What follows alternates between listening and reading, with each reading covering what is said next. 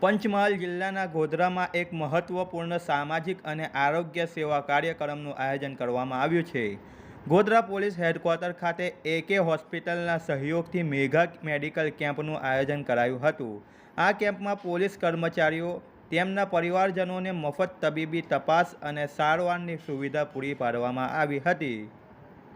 Godhra police હેડક્વાર્ટરના પરિસરમાં આયોજિત આ મેગા મેડિકલ કેમ્પમાં જનરલ ફિઝિશિયન, ઓર્થોપેડિક, આઈ, ડેન્ટલ અને અન્ય વિભાગના નિષ્ણાત ડોક્ટરો હાજર રહ્યા હતા.